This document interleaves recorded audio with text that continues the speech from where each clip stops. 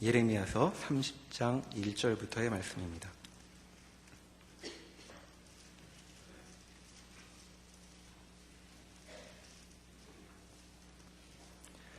여호와께로부터 말씀이 예레미야에게 임하여 이르시니라. 이스라엘의 하나님 여호와께서 이와 같이 말씀하여 이르시기를 내가 내게 일러준 모든 말을 책에 기록하라. 여호와의 말씀이니라. 보라, 내가 내 백성 이스라엘과 유다의 포로를 돌아오게 할 날이 오리니 내가 그들을 그 조상들에게 준 땅으로 돌아오게 할 것이니 그들이 그 땅을 차지하리라. 여호와께서 말씀하시니라. 여호와께서 이스라엘과 유다에 대하여 하신 말씀이 이러하니라. 여호와께서 이와 같이 말씀하시되 우리가 무서워 떠는 자의 소리를 들으니 두려움이요 평안함이 아니로다. 너희는 자식을 해산하는 남자가 있는가 물어보라. 어찌하여 모든 남자가 해산하는 여자같이 손을 자기 허리에 대고 모든 얼굴이 겁에 질려 새파래졌는가. 슬프다 그날이여, 그와 같이 엄청난 날이 없으리라. 그날은 야곱의 환난의 때가 되미로다. 그러나 그가 환난에서 구하여냄을 얻으리로다. 만군의 여호와의 말씀이니라. 그날에 내가 내 목에서 그 멍에를 꺾어버리며 내 포박을 끊으리니 다시는 이방인을 섬기지 않으리라. 그들은 그들의 하나님 여호와를 섬기며 내가 그들을 위하여 세울 그들의 왕 다윗을 섬기리라. 여호와의 말씀이니라. 그러므로 나의 종 야곱아, 너는 두려워하지 말라. 이스라엘아, 놀라지 말라. 내가 너를 먼 곳으로부터 구원하고 내 자손을 잡혀가 있는 땅에서 구원하리니 야곱이 돌아와서 태평과 안락을 누릴 것이며 두렵게 할 자가 없으리라. 이는 여호와의 말씀이라. 내가 너와 함께 있어 너를 구원할 것이라. 너를 흩었던 그 모든 이방을 내가 멸망시키리라. 그럴지라도 너만은 멸망시키지 아니하리라. 그러나 내가 법에 따라 너를 징계할 것이요 결코 무죄한 자로만 여기지는 아니하리라. 아멘. 우리는 살아가면서 여러 가지 어려움을 겪을 때가 많이 있습니다. 그리고 주님의 은혜로 구원을 받은 이후에도 삶에서 여러 고난을 겪을 때가 있죠. 삶이 이상하게도 평탄하지 않고 여러 가지 어려움이 닥치고 사는 게 이게 뭔가 하고 느낄 어려움들이 우리에게 닥쳐옵니다. 그럴 때면 우리가 먼저 하게 되는 질문은 왜 이런 고난이 하필 나에게 왔을까 하는 질문일 것입니다.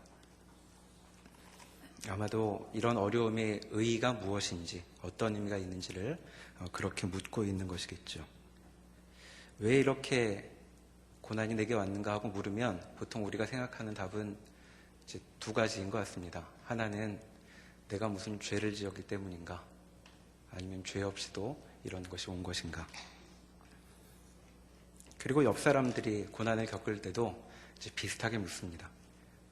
고난을 염려해주고 걱정해주고 하면서도 왜 그런 고난이 저 사람에게 닥쳤을까 하고 묻게 되죠.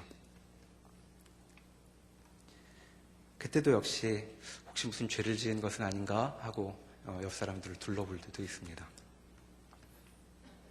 성경에 보면 신자의 고난에 대해서 어떤 이유로 그런 일이 벌어지는가에 대해서 얘기하고 있죠. 죄 때문인가 아닌가에 대해서. 첫째로 성경은 죄 없이 신자가 고난받을 수 있다고 얘기합니다. 욥기에서 그 문제가 깊이 다루어진 바가 있고 또 예수님의 시대에도 제자들이 예수님께 여쭈었죠. 맹인을 보면서 저 사람이 맹인으로 태어난 것이 누구의 죄 때문입니까? 하고 물었습니다. 그랬더니 예수님께서 누구의 죄 때문이 아니라 하나님께서 하시는 일을 나타내기 위해서이다 라고 이제 대답을 하시죠. 자, 이런 경우에는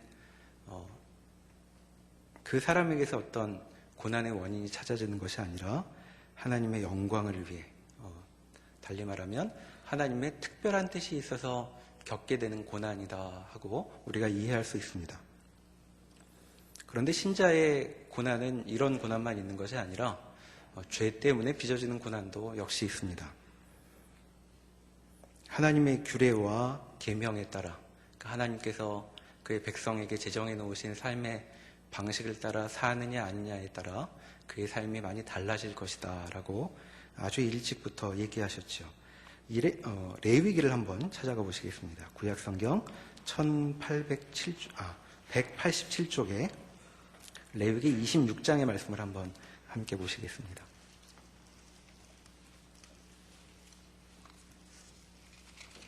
(187면) 레위기 26장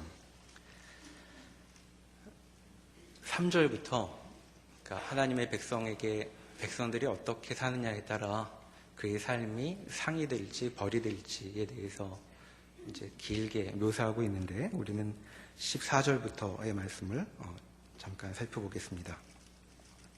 14절 그러나 너희가 내게 청종하지 아니하여 이 모든 명령을 준행하지 아니하며 내 규례를 멸시하며 마음에 내 법도를 싫어하여 내 모든 계명을 준행하지 아니하며 내 언약을 배반할진대 내가 이같이 너희에게 행하리니 곧 내가 너희에게 놀라운 재앙을 내려 폐병과 열병으로 눈이 어둡고 생명이 쇠약하게 할 것이요 너희가 파종한 것은 헛되리니 너희의 대적이 그것을 먹을 것이며 내가 너희를 치리니 너희가 너희의 대적에게 패할 것이요 너희를 미워하는 자가 너희를 다스릴 것이며 너희는 쫓는 자가 없어도 도망하리라.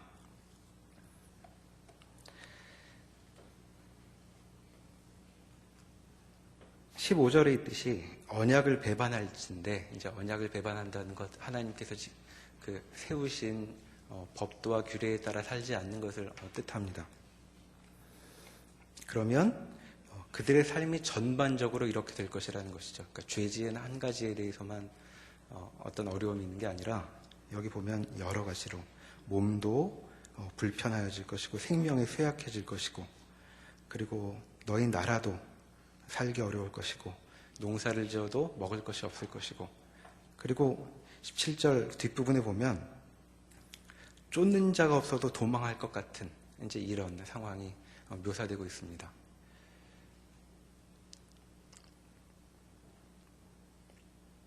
이것은 하나님과 언약을 맺은 언약 백성에게 주어진 삶의 규례이다라고 여기 얘기하고 있죠. 그러니까 이것은 하나님의 백성에게만 유독 주어졌다기보다는 하나님께서 창조를 하시고 난 이후에는 심은 대로 거두리라라고 말씀되어 있는 것처럼 사람의 행동은 그에 따른 결과를 낳는 법이다라는 창조의 일반 원리가 특별히 하나님의 그 백성들이라는 특별한 관계에 놓인 사람들, 여기 표현처럼 언약 관계에 놓인 사람들의 삶은 이러한 질서 속에 자리 잡힐 것이다 라고 지금 얘기하시는 장면입니다. 자, 이렇듯 성경은 신자가 겪는 고난에 대해서 이렇게 크게 두 가지로 우리에게 안내를 하고 있다라고 정리해 볼 수 있겠습니다. 자, 그렇다면 같은 고난을 겪어도 이제 고난을 대하는 방식이 좀 달라지겠죠. 만약 우리가 죄 없이 어떤 잘못을 안 했는데도 고난을 겪는다면 하나님께서 내게 특별한 뜻이 있으시구나. 내가 당당하게 이 어려움을 지내리라 하고 마음 먹고 또 하나님께서도 특별한 뜻이 있으셔서 이런 일을 펼쳐놓은 것이니 주님 저에게 힘 주십시오 라고 하나님의 도움을 바라면서 그 고난을 이겨낼 수 있을 것입니다. 하지만 두 번째 경우 죄 때문에 고난을 당하게 되는 것이라면 마음가짐이 좀 달라질 것 같습니다. 스스로 마음에도 당당함보다는 민망함이 더 가득하고 하나님을 떠올려 보아도 하나님으로부터 새로운 힘과 위로를 경험한다기보다는 하나님조차도 우리를 진노의 눈초리로 쳐다보실 것처럼 마음이 이제 답답해지겠죠. 그런데 우리가 살면서 신자로 살면서 겪는 더 큰 어려움은 이 두 번째 경우가 우리에게 훨씬 자주 있다는 것입니다. 어려움을 겪을 때 여러분 욥처럼 누가 우리 주위에 와서 너 왜 이런 고난을 당하냐 라고 말할 때 도대체 나한테 무슨 잘못이 있는지 나는 알 수 없다. 하나님께 따져보리라 라고 이제 말할 경우가 얼마나 있을까 생각을 해보게 되죠. 물론 이제 그렇게 우리가 분노하게 된 마음으로 받아들일 수 없는 경우가 있지만 곰곰이 고난을 겪으며 생각을 해보면 자꾸 이런 잘못을 했기 때문인가 저런 잘못을 했기 때문인가 하고 여러 가지 생각이 떠오르게 되는 것이 우리에게 훨씬 자주 있는 일일 것입니다.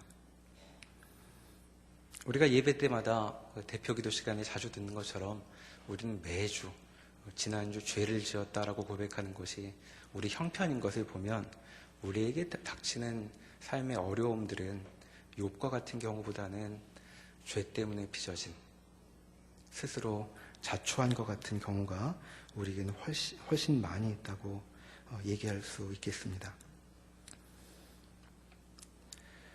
죄를 짓는다는 것은 우리의 판단이나 선택이나 또 마음가짐이 하나님께서 정하신 것과 다르다는 것을 뜻하는 것인데 정말 우리의 소원을 생각해 보면 그것이 하나님께서 가르치시는 바와 얼마나 거리가 있는지를 확인하게 되고 그렇다면 우리는 대부분의 삶의 자리에서 중요한 결정마다 이를 그르치며 살아오는 것이 우리에게 더 많은 현실처럼 보입니다.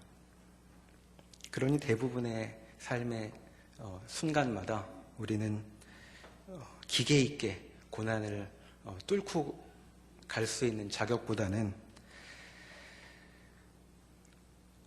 하나님으로부터 그리고 하나님과 관계를 잘 맺어 복을 누리는 다른 교우들로부터 소외된 것처럼 스스로를 이해할 때가 많이 있게 되죠. 그렇게 많은 시간 하나님과 이웃 그리고 나 자신의 마음으로부터도 따돌려진 것처럼 그렇게 살아가게 되는 일이 많이 있습니다. 자, 여기서 우리가 질문을 한 가지 해볼 수 있죠. 과연 우리의 삶에 그렇게 많은 부분을 차지하고 있는 죄를 짓는 순간 그리고 죄의 값을 경험하는 죄의 결과를 우리의 삶에 채우는 그 순간들은 대체 우리에게 어떤 의미가 있는가? 우리에게는 과연 그 시간 어떤 일이 벌어지고 있는가 하고 묻게 됩니다. 그리고 그렇게 죄의 결과가 버무려져 있는 그 시간을 우리는 어떻게 보내야 할 것인가 곰곰이 생각해 보게 되죠. 바로 그러한 주제와 관련하여서 오늘 함께 살펴본 예레미야서의 말씀이 우리에게 중요한 가르침을 준다고 말씀드릴 수 있겠습니다. 구약 성경을 보시면 이제 이스라엘이라는 나라를 중심으로 이야기가 전개가 됩니다. 앞에 긴 부분 모세오경은 결국 하나님의 나라를 세우는 일에 대한 이야기를 다루고 있습니다. 그리고 가운데 역사서와 시가서는 그 나라가 진행해 가고 있는 중에 어떤 일이 벌어지고 있는가에 대해서 이야기해 주죠. 그리고 뒷부분에 구약성경의 3분의 1쯤 다루어지고 있는 선지서는 전체가 나라 망하는 것과 관련된 이야기를 해주고 있습니다.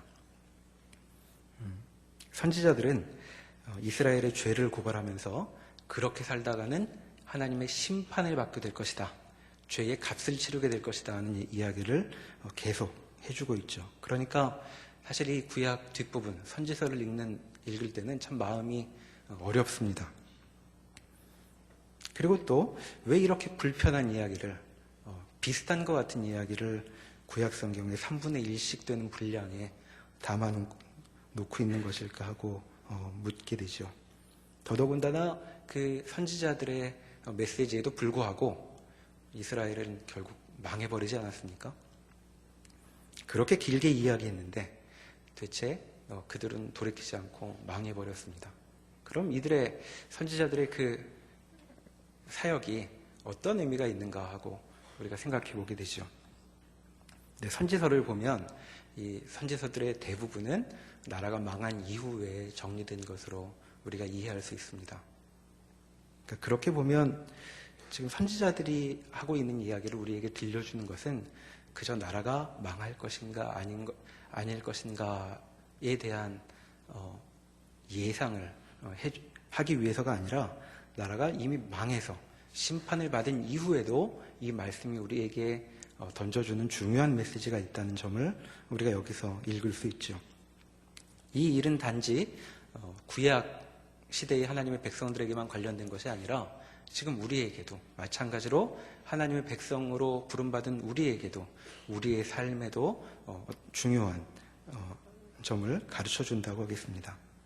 특히 고난을 겪고 있는 사람들, 또 고난을 자초한 사람들, 신자임에도 스스로 고난받을 거리들을 계속 쌓아와서 그런 일을 겪어가는 그런 삶에도 그 뜻에 담긴 그 삶에 어떤 뜻이 담겼는지를 우리에게 알려주고 있죠. 다시 예레미야서 본문으로 가보시면 1098면입니다.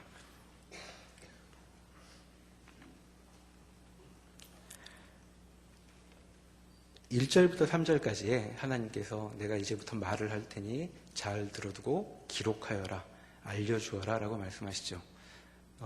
그 메시지는 3절에 있는 것처럼 포로로부터 돌아오게 할 날이 있을 것이다 라는 이야기입니다.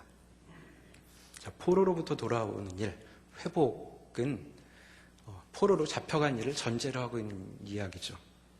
그러니까 지금 예레미야 선지자는 아직 나라 망하기 전인데 벌써부터 이스라엘의 멸망을, 심판을 기정사실로 삼고 그 다음 메시지를 전하고 있는 중입니다. 나라가 다 망하게 됐는데 뭘 들을 얘기가 더 있을 것인가 하고 의아하게 생각할 수도 있는데 지금 선지자는 바로 그런 문제를 여기서 얘기하고 있습니다. 자, 앞으로 너희가 당하게 될 일은 어떤 의미가 있느냐? 지금부터 유다 나라가 겪게 될 일, 그 날은 어떤 날이 될 것인가?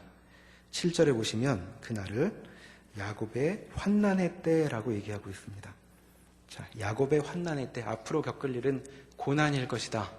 자, 그 고난은 왜 비롯되었을까요?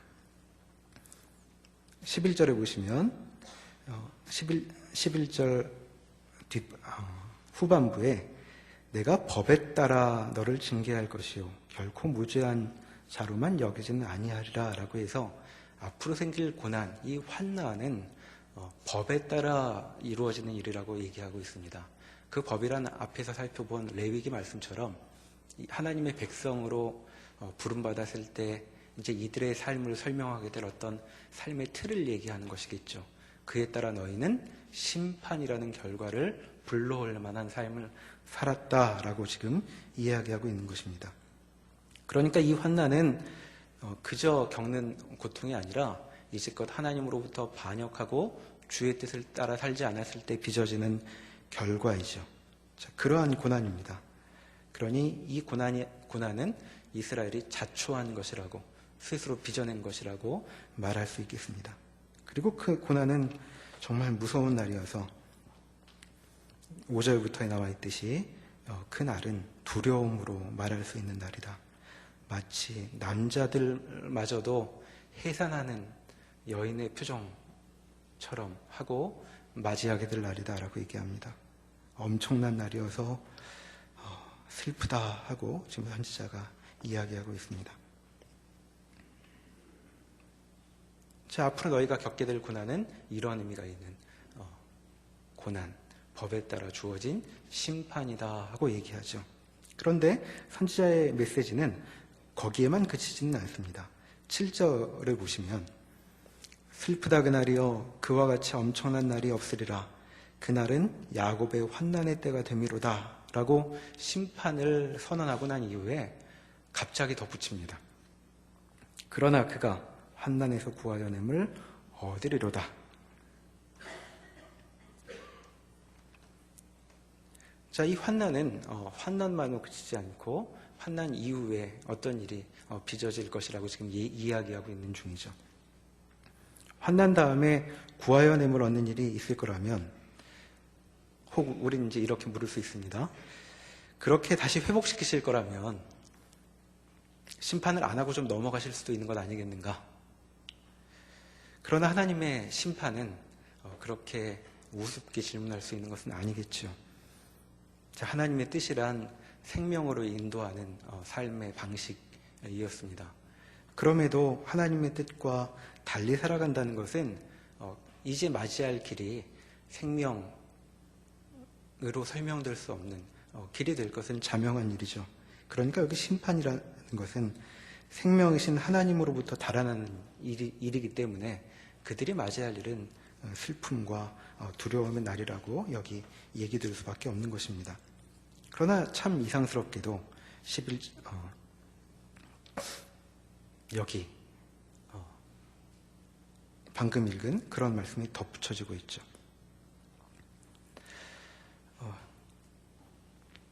그것은 회복이라는 것입니다. 심판 이후에 올. 근데 이 회복은 여기 지금 우리가 여기서 관찰할 수 있는 것처럼 이 회복은 심판의 모면을 말하는 것이 아니라 심판 이후에 오는 어떤 일을 가리키는 것입니다. 그러니까 죄를 짓고 무죄한 것처럼 그 결과를 회피할 수 있다고 여기 얘기하고 있는 것은 아니죠. 사실 구약의 심판 메시지를 보면 그 선지서들에서 선지자들이 다루고 있는 나라가 망할 것이라는 그 심판의 메시지들은 심판의 메시지 자체로 종료되는 법은 없습니다. 심판은 늘 엄중한 것으로 경고되고 있고 심판이 이르기 전에 돌이켜라 돌이켜라 하고 계속 권면되고 있죠. 근데 만일 끝까지 돌이켜지지 않으면 어떻게 될까요? 이스라엘이 그랬던 것처럼 그들은 심판을 받아 자신들이 심은 죄의 값을 치르게 됩니다. 그러나 구약은 거기서 그치지 않고 항상 이야기가 더 이어지죠. 심판은 반드시 심판 이후의 이야기로 이어지고 있습니다. 그러니까 구약에서 이들이 자초한 고난으로 겪는 이 심판은 심판 자체로 메시지가 결론이 내려지는 것이 아니라 구약 선지자들의 메시지의 한 과정으로 늘 설명되고 있는 것이죠. 심판을 그렇게 강하게 이야기하고 그것을 피하라고 얘기하고 있으면서도 심판만으로 그칠 인생은 아니다라고 이스라엘에게 다시 이야기하고 있습니다. 그래서 3절에서 본 것과 같은 회복의 메시지가 이들에게 주어지고 있는 것입니다.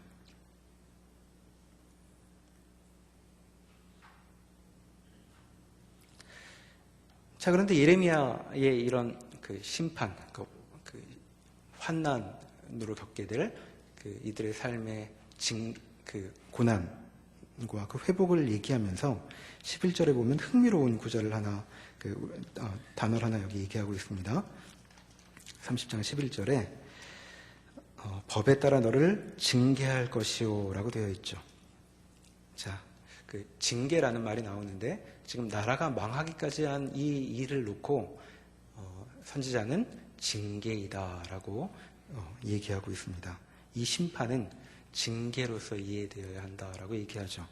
자, 징계란 단어 어디서 들어보신 기억이 나십니까? 히브리서 12장으로 한번 가보시겠습니다. 신약 성경 366면입니다. 자, 예레미야 선지자가 얘기했던 이들의 고난, 징계로서의 고난은 신약에서도 우리에게 이렇게 잘 알려져 있습니다. 신약 366면 히브리서 12장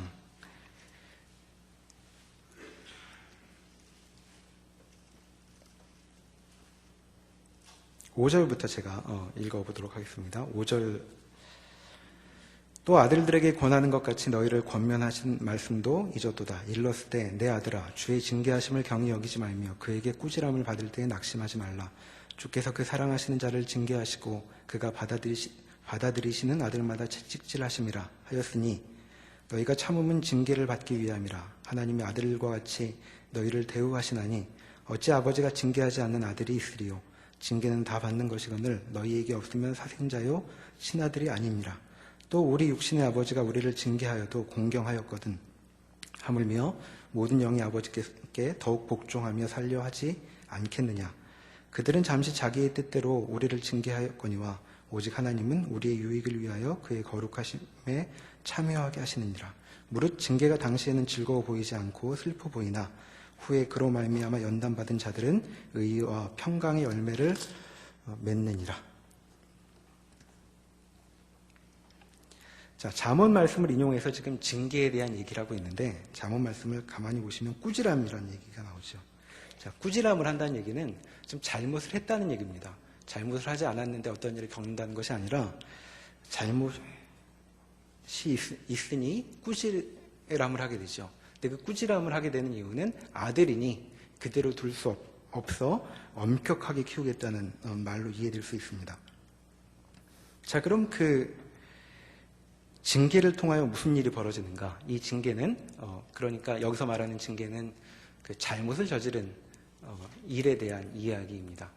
자, 그 잘못을 저지를 때 하나님은 징계하시고 징계는 어떤 결과를 빚어내는가? 10절에 보시면 그분의 징계는 우리의 유익이 되어서 하나님의 거룩하심에 우리를 참여하게 한다 하고 얘기하고 있습니다. 그리고 11절에 징계가 당시에는 즐거워 보이지 않고 슬퍼 보이지만 결국에는 그 사람들에게 의와 평강의 열매를 맺게 된다라고 얘기하고 있죠. 그러니까 여기 지금 징계라고 말하는 것은 신자로 삶을 사는데 여러 가지 어려움이 온다는 일반적인 이야기에 그치는 것이 아니라 신자로 살면서도 하나님 뜻에 어그러지게 행동할 때에도 하나님은 그 상태를 이제 끝났다라고 하시지 않고 징계하신다는 것입니다.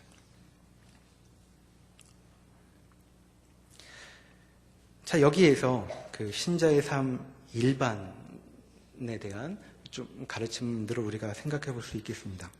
자, 하나님의 백성들이라고 해서 그 삶이 늘 하나님께 대한 순종만으로 채워지지는 않습니다. 그것은 이들의 수준이 그렇기 때문이죠. 이스라엘의 수준이 그랬고 여기 히브리서를 받고 있는 이 하나님의 백성들의 수준도 마찬가지였습니다. 또 우리도 이들이 그만한 수준에 도달하지 않았다는 사실을 우리의 삶을 돌아볼 때에도 확인하게 되죠. 우리는 하루를 살아가면서 얼마나 많은 순간 하나님의 뜻에 따라 살고 있을까요?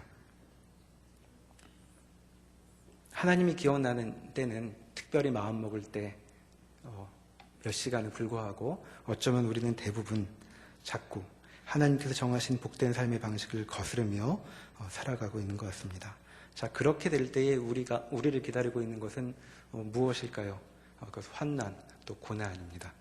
왜냐하면 그것은 하나님께서 그렇게 우리의 삶을 다스리시기로 틀을 잡으셨기 때문이죠. 자, 그러면 우리의 삶에는 대체 무엇을 기대할 수 있을까요? 대체 그렇게 자꾸 하나님의 뜻에 거스러 스스로 잘못된 결과를 자초하고 있는 우리의 삶에 무슨 일이 벌어지는 것일까요? 우리는 그저 우리의 잘못의 결과만을 맛보는 삶을 살게 될 것인가? 또 우리는 그런 죄 때문에 하나님과의 복된 결과를 잃어버리고 그냥 불순종한 자로 주위의 성도들과는 달리 낙오된 삶을 살고 말 것인가? 본문은 지금 그렇지 않다 하고 이야기하고 있는 것입니다. 우리가 우리의 죄 때문에 신음할 때조차도 그리고 하나님께서 정하신 대로 그 죄의 결과로 우리의 삶에 어려움을 주실 때조차도 하나님 우리에게 선한 일을 이루고 계신다 하고 말하고 있습니다.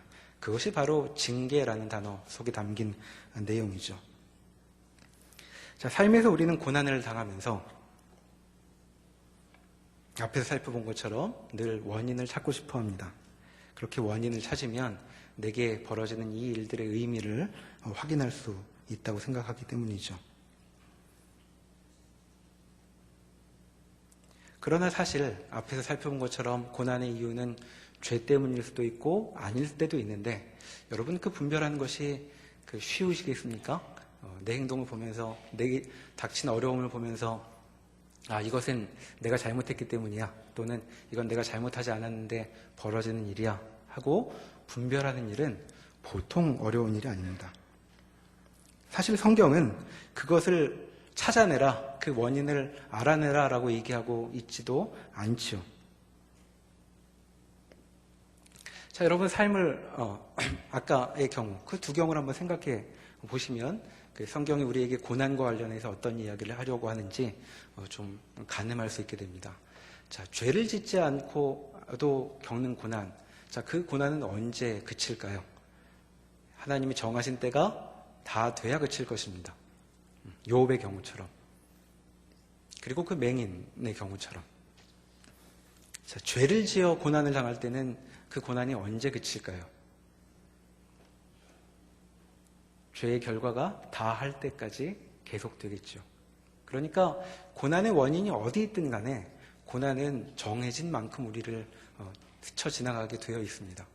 자, 그러니 원인을 찾아서 고난에 대한 차이가 온다기보다는 우리로서는 어떤 고난이든 그 이유가 무엇이든 간에 겪을 만큼의 고난을 겪어 그 고난을 지나가게 될 것입니다. 그때 우리는 어떻게 고난의 의미를 찾을 수 있을 것인가? 성경은 고난의 원인을 찾기보다는 고난이 나는 현실을 어떤 식으로 당면할 것인가에 우리가 주목해야 한다라고 가르치고 있는 것입니다.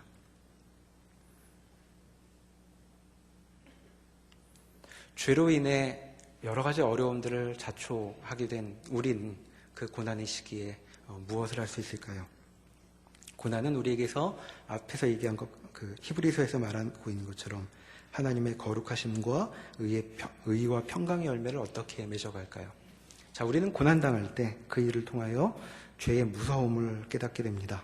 아, 내가 이렇게 하나님 말고 다른 것들을 중요하게 여겼더니 그 결과를 맛보게 되는구나 하는 것들을 통하여 우리의 삶을 앞으로는 돌이키게 될 것을 마음먹을 수 있습니다. 자, 그런 일을 하며 우리가 고난을 관통해 갈 때 하나님은 그 일을 오히려 선하게 사용하신다고 말하고 있습니다. 우리가 자초한 일로 괴로워하는 경험을 통해서도 하나님은 그 일을 과정 삼아 하나님이 일을 이루시고 회복시키실 것이다 라고 말하고 있는 것이죠. 자, 그러니 하나님께서 그 신자들을 대하는 방식은 그 전과는 다른 부드럽고 대충 넘어가도 되는 식의 삶이 아니라 더욱 엄격하게 모든 것을 다 겪게 하여 우리를 새롭게 태어나게 하신다라고 이야기하고 있는 것입니다. 자, 삶의 어려움을 겪으실 때에 자, 이제부터는 한번 이렇게 보시면 좋겠습니다. 원인을 잘 알 수 없다면 그 어려움을 겪으시며 그 아파하시면서도 그간의 삶을 돌아보아야 할 것입니다. 막막한 현실 속에서 과연 나는 지난 시간 어떤 것을 중요하게 여기고 살았는가, 무엇이 내 인생의 주인이었는가를 돌아볼 수 있을 것입니다. 그리고 그렇게 돌아볼 때 지난 세월이 하나님을 한 마음으로 섬긴 그런 나날이었다고 생각된다면 그 연단을 우리는 당당하게 겪어낼 수 있을 것입니다. 그리고 하나님께서 이 일을 통해 특별한 일을 이루어 가시도록 힘주시기를 기도할 수 있겠죠. 그러나 만일 우리의 삶에서 하나님의 뜻을 따르지 않았던 잘못들이 여기저기서 발견된다면 우리는 그 고난을 계기로 삼아 그렇게 살면 안 되었구나를 더 깊이 확인해야 할 것입니다. 그리고 그렇게 그 일에 대해 회개하며 앞으로는 주께서 정하신 대로 살리라 마음먹는 시간을 갖게 될 것입니다. 자, 그렇게 하면서 우리는 고난의 시간을 겪어가는 것입니다. 그렇게 고난을 겪어갈 때에 하나님께서 정하신 때가 되면 우리는 그 전과는 다른 모습으로 태어나게 될 것입니다. 왜냐하면 예레미야 선지자가 말하였듯이 하나님께서는 고난이나 징계를 주시는 것으로 우리와 용건을 다하신 것이 아니기 때문이죠. 어떤 이유에서 빚어진 어려움이든 그 고난은 우리를 하나님으로부터 소외시키거나 따돌리지 않습니다. 오히려 어떤 고난에서든 심지어 우리의 죄 때문에 빚어진 고난의 자리에서도 우리는 하나님께서 우리의 삶에 아주 강하게 섭리하고 계신다를 확인하게 되는 것입니다. 삶의 어려움을 겪을 때마다 우리는 좀 더 나아질 것입니다. 하나님은 우리를 변모시키실 것입니다. 심지어는 우리의 죄가 우리의 발목을 잡을 때라도 하나님은 우리를 그저 내버려 두시거나 버려두지 않으시고 우리를 바꾸어 가실 것입니다.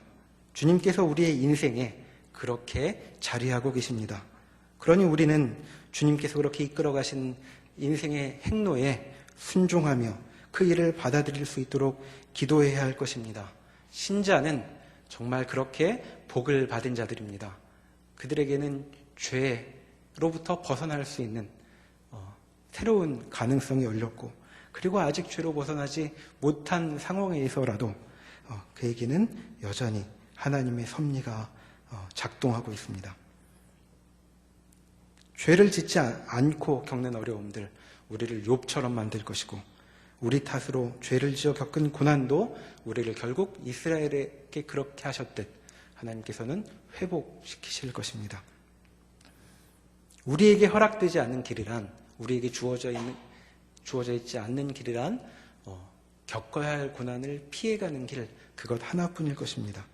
그런 식으로 모면하려는 태도, 죄를 지었는데도 죄의 결과로부터 도망할 수 있다고 생각하는 것은 오히려 하나님을 의지하는 것이 아니라 불신앙의 표시라고 말할 수 있겠습니다.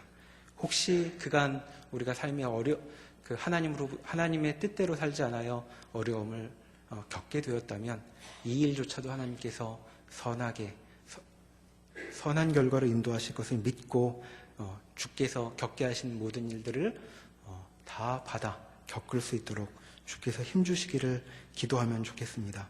그리고 주위를 돌아보실 때에도 주위의 교우들이 여러 어려움들을 겪고 있다면 우리의 관심사는 그 어려움이 어디서 왔느냐가 아니라 그 어려움을 그 옆에 교우들이 잘 끝까지 겪어내서 하나님의 회복의 자리까지 이룰 수 있도록 응원하고 격려하고 서로 기도하는 일이라고 생각합니다. 우리에게 주어진 이런 복을 이 시간 다시 한번 기억하시는 복된 시간 되시면 좋겠습니다. 기도하시겠습니다. 하나님, 우리는 하나님의 자녀들, 백성들로 부름받았으나 여전히 우리의 뜻이 하나님의 뜻을 이기고 찾고 하나님께서 의도하지 않았던 삶의 자리로 몰려갈 때가 얼마나 많은지 모릅니다. 주님, 그러나 우리를 그대로 두지 아니하시고 끝내는 회복시키실 것을 여기 가르치고 계십니다. 우리의 죄는 우리를 불편하게 할 것입니다. 그 불편함을 겪으며 우리의 마음을 돌아보게 하옵소서. 그래서 주님께로 더욱 가까이 나아가는 저희 되게 하여 주십시오. 그리하여 우리의 삶이 다할 때에 하나님께서 결국 우리를 회복시키시고 그 징계를 통하여 우리를 하나님의 거룩한 자리에 이끄시는 것들을 경험하게 되는 그런 복된 인생 되기에 붙들어 주시옵소서. 예수님의 이름으로 기도합니다. 아멘.